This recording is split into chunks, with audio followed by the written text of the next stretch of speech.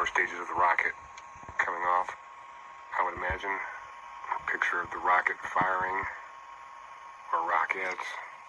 So now we get to this view from outer space, and look at that. So,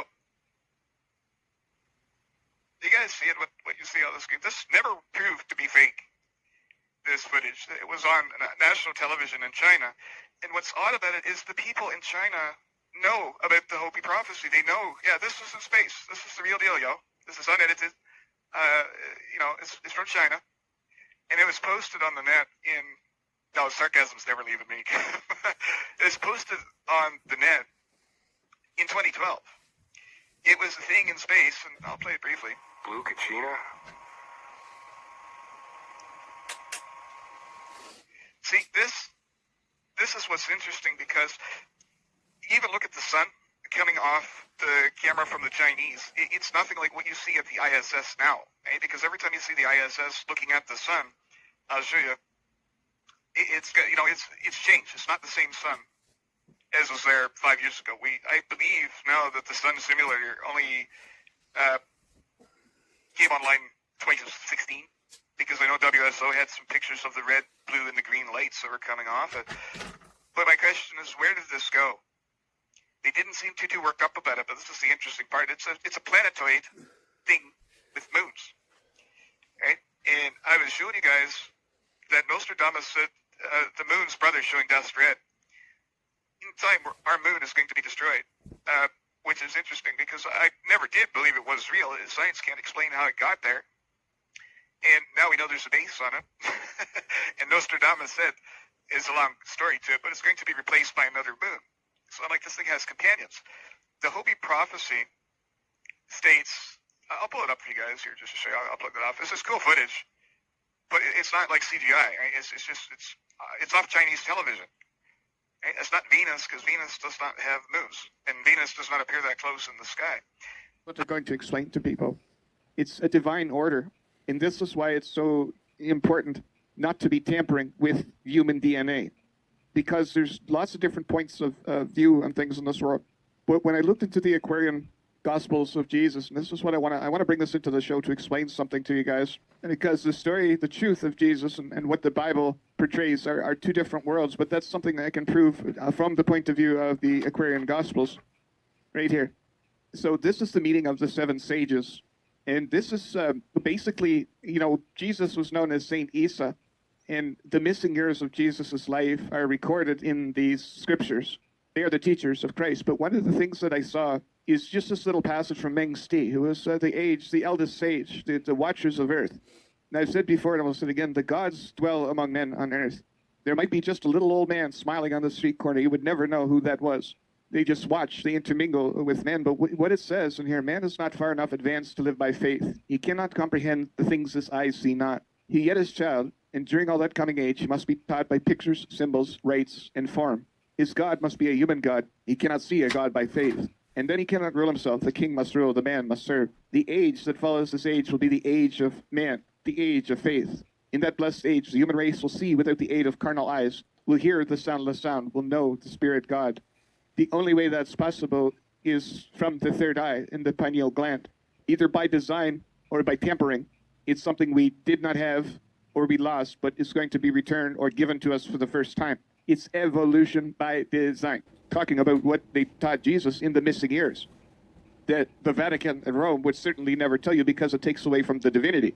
God, man doesn't need to know anything about this. No, Jesus was just, they wrapped so many lies around him in his teachings, because these are meant to come forward when the time was right. But that's the beautiful thing I want to share with people, that there is a divine plan, one way or another. If something's been tampered with, it will be fixed. If nothing's been tampered with, and this is just creation all along, and in his way of doing things, or whatever, the Creator's way, this is how it will be. And that's what's really neat. It was that one line. It's the only way we will see without the aid of carnal eyes, is the third eye, the pineal gland. That's the direct connection to God, to creation. That's why they say that all these advanced alien races, and I told you before with Paul Hellyer, he said they seem to be closer to the Godhead than we are. That's why they're advanced alien races, benevolent species. When you've earned your place in the heavens, you will ascend. That's the whole point. The early stages of man is toss them onto planet Earth for a while, let them kill themselves, until they've had enough. And when they're ready, we'll take the ones that are worthy, and we'll carry on. That's inherently the truth of it all. With a few rearrangements, you have a shift from one to another. That is happening not only throughout all of Earth, but also the plant, insect and animal kingdoms are taking on crystalline structures. Archangel Michael and Street Germain commented, "You eventually will not have the carbon-based cities you have now. They will evolve into crystalline bodies and further along the path." Without a soul, there is no correct foundation in the genes. So they always want to find a way to change the soul or manipulate it to use it for their purposes. That is genetic engineering at the level of the soul. From the point of view of human or humanoid races based on Illyrian genetics, there are two classes. The primary ones are those that are accepted that were manifested directly from the original source, and the secondary ones that are those resulting from an artificial alteration of the primary one. As humans are of Lyrian origin, but their genetics are restricted to 3D density, they would fall into the secondary race classification. Here, once again, I must emphasize that as the level of consciousness of the individual is what determines the density to be perceived, it will also determine the activation of their own genes. Since the human race is limited to the third density, both by artificially imposed frequencies and by perception of consciousness, its DNA is limited, but still complete. But the moment a person crosses the Van Allen bands that delimit the third density and moves to fifth density, in a short time they will inexorably activate all their DNA, conferring all the attributes and characteristics of the primary Lyrian race to which they belong. I'd go to the moon in a nanosecond. The problem is we don't have the technology to do that anymore. We used to, but we destroyed that technology, and it's a painful process to build it back again. Matrix and the 3D as the imposed frequency is quickly weakening by many factors already exposed in the videos about the Matrix. But, as if that were not enough, the entire quadrant of the galaxy where this solar system is located is rising in frequency, so that the rise of the human race to the fifth density is inevitable. With what I have just stated above, I must give you a warning that can be taken as good or bad, depending on the point of view. The awakening of the individual and collective consciousness, the inexorable rise of frequency from the third to the fifth density, will bring about the fading or the destruction of all the values and characteristics that have defined the human. On Earth, only two theories are known with which to explain the existence of life. One, creationism, which holds that everything, including living beings, were created by an all-powerful supreme being. This is only supported by a system of imposed values. 2. Evolutionism, which holds that life was created in a course of a very long time by natural selection. The natural selection only works in a limited way, being able with this method to filter and modify certain physical attributes of a species through the principle of the survival of the fittest. It is also used to artificially select the desired attributes by combining individuals who possess them through the application or observation of regressive and dominant genes. For example, this is how the different dog breeds on Earth have been created. However, they are all dogs, and they are still the same species. The natural selection by itself cannot create a new species from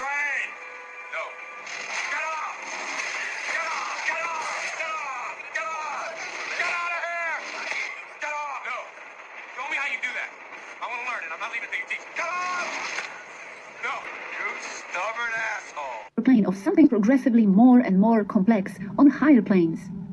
How much of the all we can perceive depends entirely on our level of consciousness. There are no good beings or bad beings.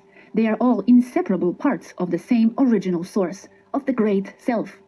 The good and the bad are only points of view, contrast to perceived duality, and perceptions based on what we are experiencing in this or that moment as holographic fragments of the great whole. As we move forward in consciousness, we also dissolve the idea of separation in which we include others and everything else as part of ourselves.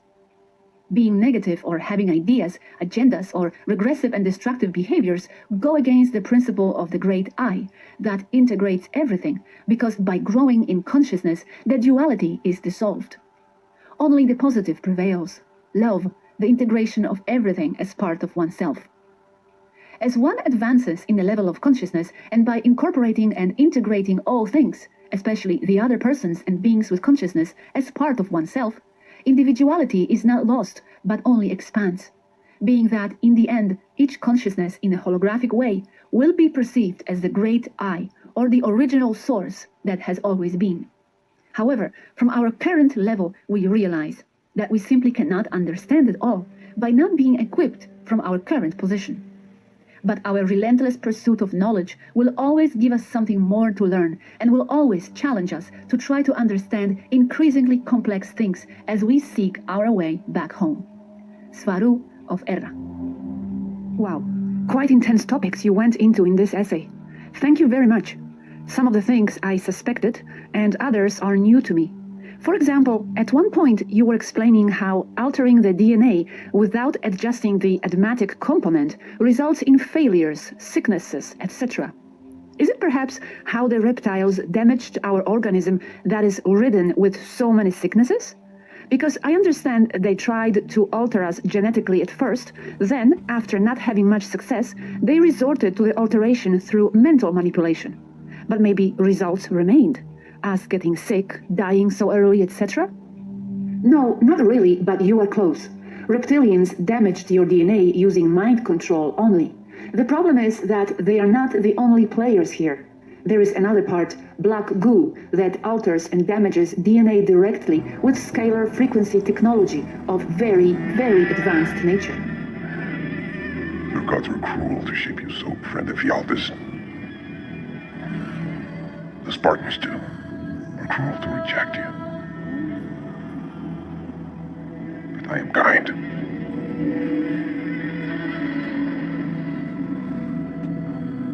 Everything you could ever desire. Every happiness you can imagine.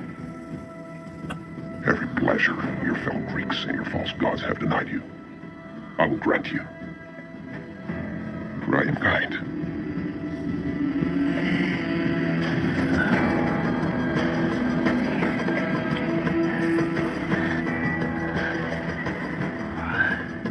Embrace me as your king and as your god.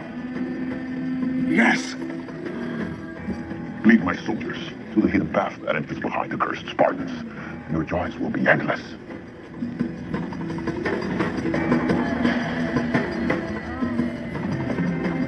Yes, I want it all. Wealth, women, and one more thing. I want a uniform. Done. You will find I am kind. Unlike the cruel Leonidas who demanded that you stand. I require only that you kneel.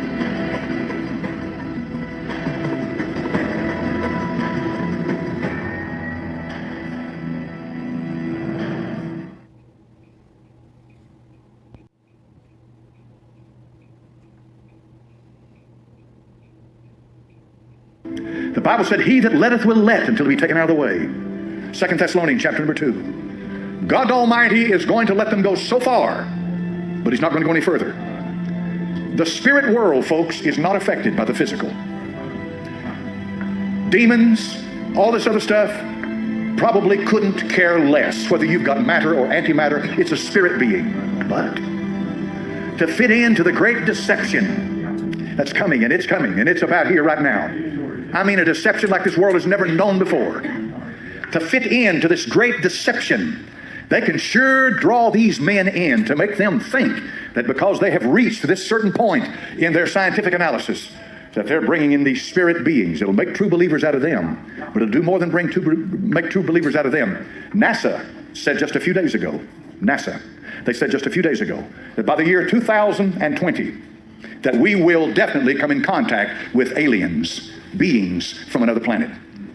Now we're talking about scientists. We're talking about Darwin's crowd. We're talking about the crowd that threw the Bible out and said it's old, archaic, anachronistic. It doesn't belong today. We're talking about that bunch. We're too smart for the Bible. We're scientists. Yet this crowd is saying that in just a few years that they're going to know that they're going to come in contact with alien beings. I thought to myself, my. You boys, have you always known that you've got a certain date set? And what you think is an alien being is really a demon? Yeah. There are no aliens out there, folks. Forget that stuff, okay? There's nothing out there. You get into the third heaven, you get into the abode of God. There's nothing up there. All these UFOs, spacecraft, flying saucers, all this stuff, that's all demonic. It's real, but it's demonic.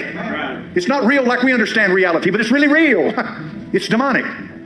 I see a great deception beginning to develop. In the beginning, God created the heaven and the earth. And the earth was without form and void, and darkness was upon the face of the deep. And God said, "Let there be light." And there was light. And God saw the light, that it was good.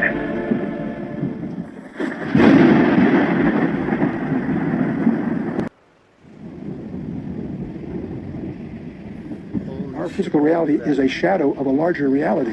And I was blown away when I first saw that, because that's exactly what the Bible's been saying all along. Einstein made scientific history by recognizing that we really live in 4 dimensions, by adding time to the mix. Time is a physical property. We know that we live in at least 10. That's the current dimensions. 4 of them are directly, we can experience them. But we know there's 6 others that we can't get at directly, but we know we can infer their existence mathematically. What makes that provocative to people who've discovered that is that a Hebrew sage by the name of Nachmanides, back in the 13th century, predicted that from studying the text of Genesis. He concluded that our universe has 10 dimensions, only 4 are knowable, to use his term, and 6 are not knowable to us. And I find that fascinating, because we spent hundreds of millions of dollars on atomic accelerators to discover what Nachmanides did by studying the text. So the 10, some say 11, there's some debates among mathematicians about details, but there's awareness within the advanced scientific community that we live in more than just the 4 dimensions that we directly experience. And that in Genesis 3, when God declares war because of the fall of man, the creation was made subject to the bondage of decay, the entropy laws and all of that. Apparently were somehow tied to God's curse on everything we know about the creation is post-cursed. Prior to the curse, it may have had 10 dimensions, and for some reason it was fractionated. So that some of us tend to regard those 6 inaccessible dimensions as the domain of things like angels, the domain of paranormal behavior. One obstacle that traps a lot of highly conscious people is what Aaron and I call lightworker syndrome. This is what happens when someone wakes up to a higher level of consciousness, but they can't figure out how to live on purpose and feed themselves at the same time. Such people have a lot of trouble staying connected to higher levels of consciousness while also remaining solidly grounded in the physical world. Many of them get so frustrated with the experience they become depressed and have feelings of wanting to give up and just go home. That is return to the non-physical world. Spiritual connectedness versus physical groundedness. These troubled lightworkers often feel they must compromise, either stay connected up top and be totally ungrounded, or lose that higher connection and become more grounded. But this is a really compromise. You understand, originally I was led to Nostradamus, which I knew nothing about back in time, but he was getting a calling inside. And that's what I'm saying. It was a while ago. I didn't know what it was. Nobody really knew what it was. But I'm not alone in the world. And you understand the commitment here. And why I get offended when people don't take the time to review anything on my channel. Come on, that's why I just don't want them around me. This is for a group, an individual group. That's one of the things that right there, I have to, it's all or nothing. Either this is all a crazy pipe dream, or it is 100% reality that's about to hit this earth. That's the thing about changing beliefs. It's all or nothing. This is or is not happening to the world. And the fact that when I have those exact same thoughts, the fact that there's a video right there explaining this, because your higher self and your guardians or watchers or Jesus or whatever you want to call it, they know our feelings inside. You got to understand, they know everything about us, everything we do, everything we say, as a species, as a whole civilization. The Akashic records, so to speak, or whether we live in a simulation, it does not matter. What they're telling us is that there are no secrets on this earth. You got to see people all over the planet. Everything evil on this planet is going to be eradicated in the coming time. There's lots of different ways to look at it, but here's what I'm telling you. If these beings or creatures or whatever know everything we're doing, all our thoughts, the deepest, darkest secrets, do you not think they have a good idea what the Cabal is up to on this planet? Do you not think they're going to have a plan to free it up? They could just go right to your government and tell you, yeah, Mob was planning to kill 6 people tomorrow. They know these things. It's just like the movie Minority Report with Tom Cruise, where they would just see the future. People get arrested before murdering people. It's no different. These beings are on the same level. So I'm going to cut that part. I just wanted to add this into the video to make a point. That there are a lot of people that feel down and stuff. But one of the things that people do in this world, they think that humans and starseeds are different. It's not at all that way. We are all starseeds. Some starseeds have been stuck on Earth for thousands of incarnations. Other starseeds came here to wake up other starseeds to give them the opportunity to leave. Some people, I'm just going to give you an example, are so immersed in hate and revenge in this world that they were going to be trapped here forever in the cycles of incarnation. Your karma is so bad and your hate so deep-rooted that you will never work it out. That's what this time is about. It's an opportunity for it to awaken is to people to clear that karma, a deep-rooted hatred for some reason about certain things that you don't know why. That's just the way it is. It's as deep-rooted as like the Muslims and the Christians and the Jews. You understand that kind of thing? There's blacks and the white. There's X and X, right? Those parallels of karma that have just never been worked out. That's the point of the awakening. It's not just for me. I'm being awoken to my purpose. My purpose is to be the liaison between worlds, is what I truly believe. But by waking other people up to snap them out of that malaise of life, wondering why you're going to a spiraling pit of negativity and death and destruction, is because you designed it that way. The awakening is telling you designed it that way. Change the script. Snap out of it, is what they're telling you. When you can do that, everything else goes into overdrive. But I don't even know how I ever found this in the first place. Like, I'm the last man on earth that should be reading this stuff to you guys. This is the Aquarian Gospels, again, suppressed doctrine from the Vatican. This is heresy to any Christian, but guess what? Truth hurts. I'm just going to read this here. Then Mengste Day wrote the first. He was like the senior of the elders, I guess, or one of the teachers. All things are thought. All life is thought activity. The multitude of beings are but phases of one great thought made manifest. Lo, God is thought, and thought is God. Then Vidyapati wrote the second postulate. Eternal thought is one. In essence, it is two, intelligence and force. And when they breathe, a child is born. Guys, the benevolent species will tell you everything in the universe has two genders, a male and a female side. But the women, the way it's described, it's intelligence and force, the masculine and the feminine. And when they breathe, a child is born. This child is love. Inherently, God is two parts. It's all really wild. I've explained this before, but I'm going to give you the short version. And thus the triune God stands forth, whom men call Father, Mother, Child. This triune God is one, but like the one of light, in essence he is seven, keywords. And when the triune God breathes forth, lo, seven spirits stand before his face. These are creative attributes. Men call them lesser gods, and in their image they made man. Right in the Bible, guys, in Genesis, let us make man in our image. That was in the Aquarian Gospels, and just being proven by some random YouTube video. Do you guys understand like how wild this is all interconnected? The Elohim of the Bible, you know, it's such a complex thing, right? Guys, what do you guys think of that? Have I proven my thought there on that? What do you guys think of that statement? Is that all like heresy? No, you guys, again, going back to the Bible, right? You call it whatever, but the Bible's got some major discrepancies here in terms of things, because the Aquarian Gospels, those are the missing years of Jesus' life. And I'm one of the people that embraces all points of view. I only want the truth. I don't care, how much it hurts. That's the thing. And I'm giving you a hard truth. Where did they get this kind of knowledge, number one? Do you think they just read the Aquarian Gospels and created a 3D thing? Very possible. But this is what I'm just trying to show you guys about embracing points of view. Okay, and number two, if they come down here looking to be worshipped, then we're going to have a real problem, right? Because the Pleiadians are our family. That's the other thing. I'm a little concerned about the wording in this message.